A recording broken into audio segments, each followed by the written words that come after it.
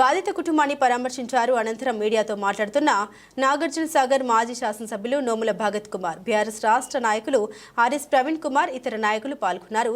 దిశకు ఒక న్యాయం, మల్లీశ్వరికి మరో న్యాయమా? నిడమనూరు మండలంలో ఇటీవల మరణించిన మల్లీశ్వరి ఆత్మహత్య ఘటనలో ఇప్పటి వరకు మిగతా నిందితులు ఎవరూ అరెస్టు కాలేదు. కేసు పరిశోధన నత్తనడకన సాగుతుందన్నారు.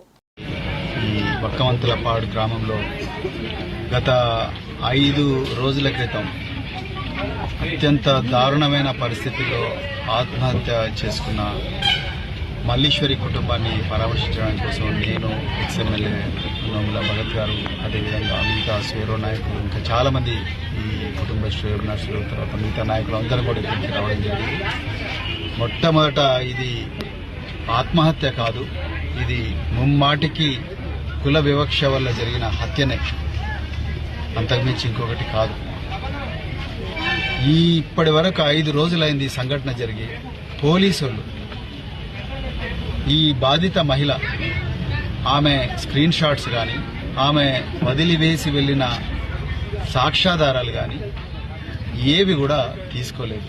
అదేవిధంగా ఈ తల్లి కోటమ్మ, తండ్రి పాపయ్య వీళ్ళ స్టేట్మెంట్ రికార్డ్ చేయలేదు.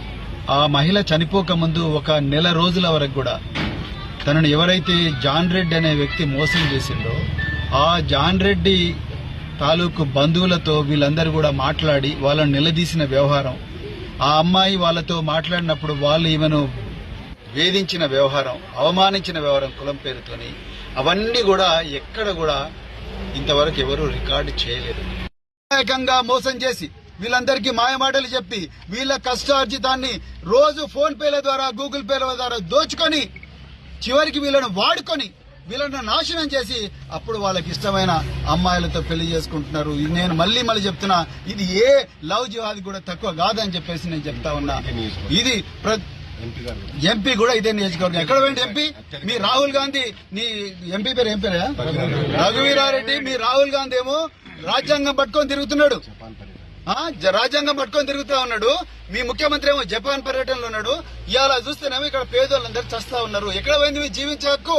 ఎక్కడ పోయింది ఆర్టికల్ 14? ఎక్కడ పోయింది ఆర్టికల్ 21?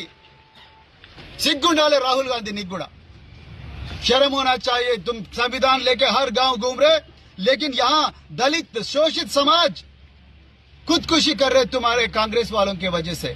अभी तक एक बंदा को गिरफ्तार करके पूरा केस को खत्म करने का साजिश आपके कांग्रेस वाले कर रहे हैं. हम यही दलित समाज, देश के दलित समाज, ये जुर्म को जो है हम याद रखेंगे.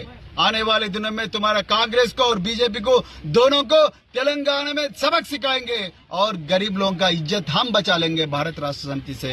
और केसीआर के जरिए ये गरीब लोगों का इज्जत और सम्मान सबको, स्वाभिमान को हम हिफाजत करेंगे. यही बातों से मैं फिर एक बार మళ్ళీ నువ్వు హోంమంత్రిగా ఉండంగా మరి మీ కింద పనిచేసే పోలీసులు ఇంతవరకు కూడా ఒక ఎస్సీ వర్గానికి చెందిన మహిళ, బాగా చదువుకున్న మహిళ,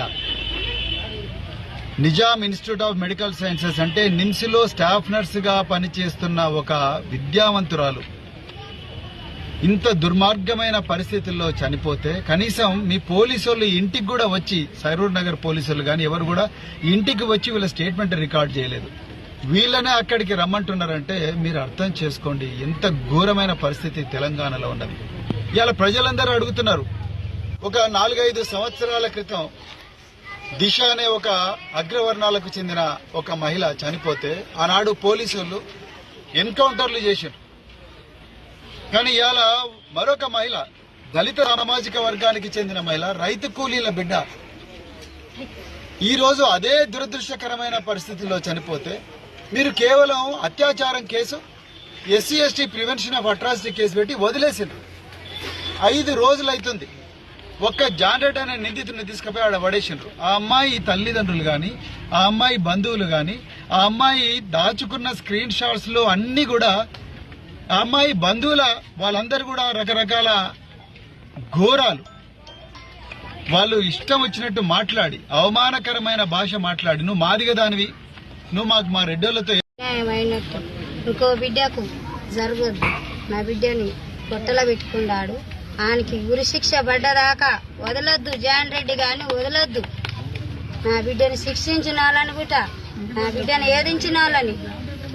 ఏదించిన వాళ్ళని అల్ల 12 మందిలో ఒక్కలను కూడా వదలొద్దు. నా బిడ్డకు అయినట్టు, నా బిడ్డ మల్లేశ్వరికి అయినట్టు, అన్యాయం జరిగినట్టు, నా బిడ్డ మరణ శిక్ష చేసుకున్నట్టు ఇంకొక బిడ్డకు కావద్దు. ఇట్లా ఇంకో